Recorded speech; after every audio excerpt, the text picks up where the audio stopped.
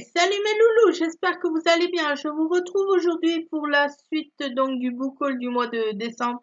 Ah oui, je sais, ça fait un petit moment que je vous ai pas fait de vidéo, mais j'étais vraiment pas du tout dans le mood d'en faire. J'avais vraiment pas envie. Donc j'ai dit je préfère faire une vidéo quand ça va, quand je suis motivée, parce que là c'était pas du tout ça. Donc c'est parti, j'ai plus beaucoup de livres à vous présenter. Donc tout d'abord encore un livre que j'avais trouvé donc à Nose, mi-décembre, c'est celui-là. Donc c'est Passé mortel pardon, de Philippe Donnelly. C'est un thriller et c'est aux éditions Bragelonne.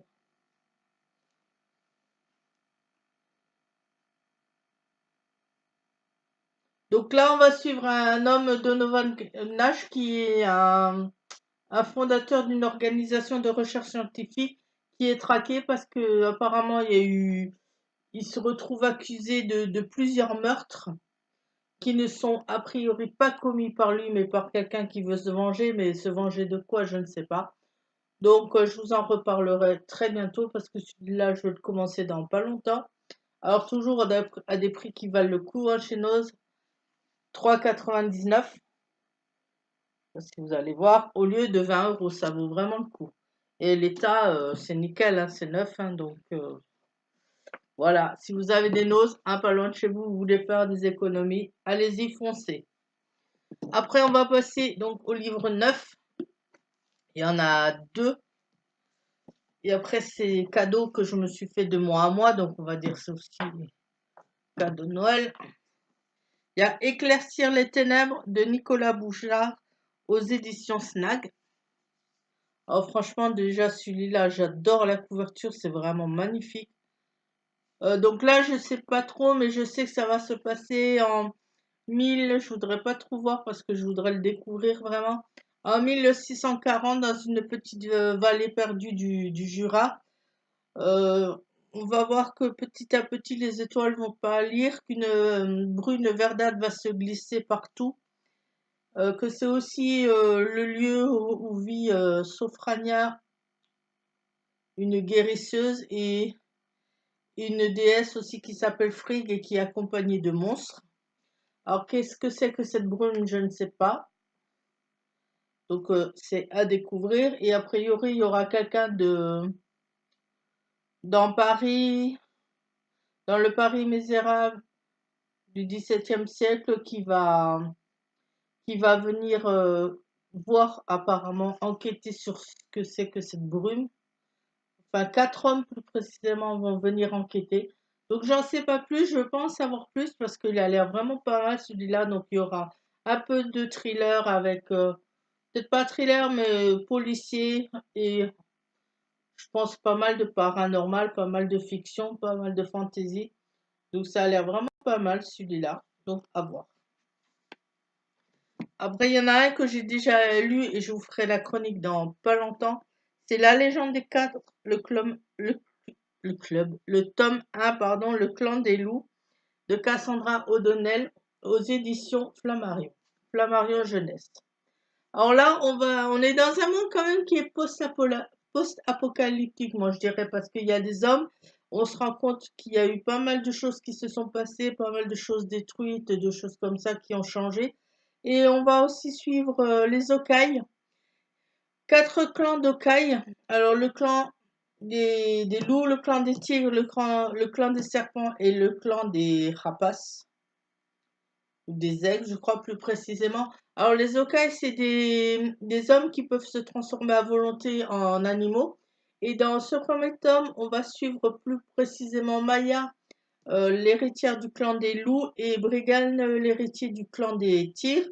Mais on va aussi voir les deux autres héritiers, qui est Nell, il me semble, si je me rappelle bien, dans le clan des aigles, et Wes ou Well, je crois, pour l'héritier du clan des serpents. Je ne vais pas vous en dire plus parce que vraiment celui-là, il est à découvrir, il est vraiment sympa, il est vraiment top. J'ai vraiment beaucoup accroché à cet univers vraiment de fiction, de fantasy. Je vous en reparle très bientôt. Alors maintenant, c'est des livres que j'ai trouvés dans boîte aux livres. Or, il y en a un, il y a un livre, il y a un film, pardon, qui a été tiré de ça, mais moi, ça me dit rien. Je crois que je l'ai pas vu, ce film. C'est Un Américain bien tranquille de Graham Greene, aux éditions 10-18. Celui-là. Alors là, on va suivre un écrivain qui est catholique, qui a été consacré par le succès de son fameux roman La puissance et la gloire. Il est... Non, non...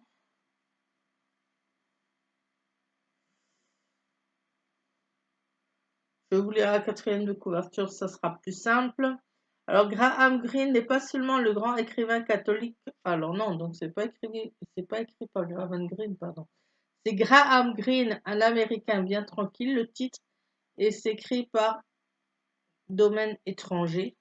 Hein. Alors, est-ce que c'est une autobiographie? Il y a un truc que je comprends pas trop là. Si, oui, c'est Graham Greene, l'auteur. Donc c'est peut-être un peu autobiographique, quand même. Donc je verrai ça. Graham Greene n'est pas seulement le grand écrivain catholique consacré par le succès de son fameux roman La puissance et la gloire, entré par effraction dans le royaume de la grâce selon le mot de François Mauriac. Cet ancien membre du Foreign Office a su même au travers des divertissements que sont des livres comme Notre agent à la Havane et Un Américain bien tranquille, dénoncer la guerre, les dictatures et ce vice suprême, l'imbécilité. Désolée, j'ai du mal aujourd'hui, mais je suis pas très en forme. Voilà pourquoi Graham Greene compte avec George Orwell et Evelyn Waugh parmi les géants de la littérature anglaise du XXe siècle. Ça me dit rien du tout le film. Enfin, je sais pas vous si ça vous dit quelque chose, mais je crois l'avoir vu, mais je suis pas sûre. Donc à voir. Ça a l'air peut-être pas mal, hein. Un livre qui dénonce la guerre, les dictatures et le vice de l'imbécilité. Donc, suite au prochain numéro. Après, j'ai trouvé le premier tome d'une duologie, apparemment, j'ai regardé sur le livre addict. C'est Moïse de Gérald de Messadier, Un prince sans couronne, le premier tome. Et là, c'est aux éditions Le Livre de Poche. Donc là, on va en apprendre plus sur Moïse. On va en apprendre, je pense, apparemment, qu'est-ce que les différences entre le mythe et la réalité. Je pense que ça va être ça dans le premier tome. J'espère pouvoir trouver le second tome. Donc le premier volume retrace la révolte du peuple hébreu. Après 4 siècles de servitude, nous découvrons comment le jeune prince sera amené à devenir son chef et les circonstances dramatiques dans lesquelles il l'entraînera traversant la mer Rouge vers le pays de Canaan. Donc à voir. J'espère qu'il y aura plus de choses véridiques dedans que de fantaisie, que de fantastique, plus que de mythes. Je sais pas quand je vais le commencer celui-là, mais il a l'air quand même assez intéressant. Et puis j'ai trouvé dans la boîte aux livres chez mes parents un seul livre, pour une fois, d'habitude il y en a plus. Médecin des neiges, aux éditions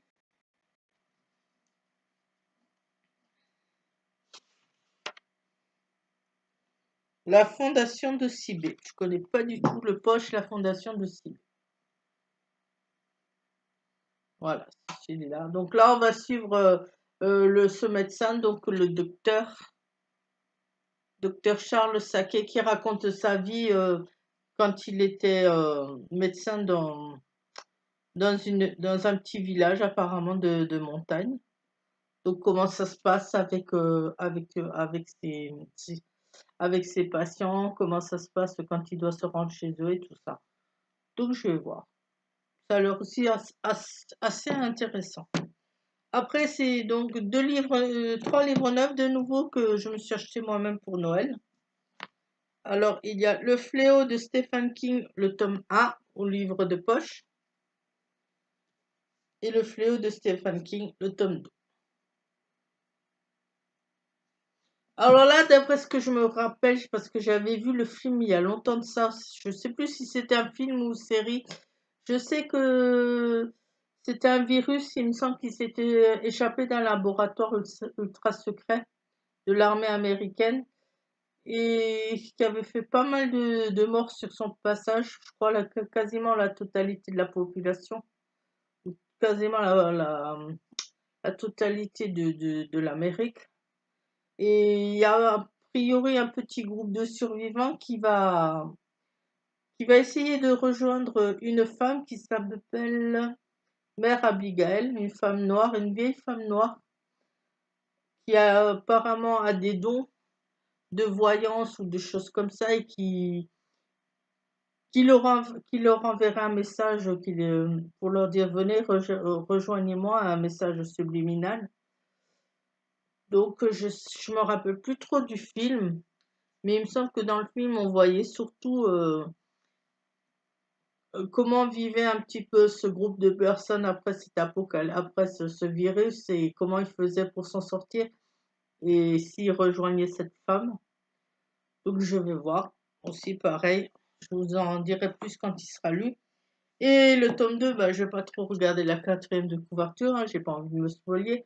Je pense que là, ça sera plus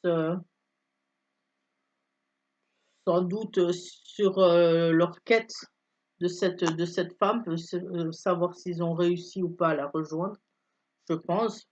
Parce qu'il me semble que dans le film, oui, ils y arrivaient à la fin à la retrouver. Donc on va voir.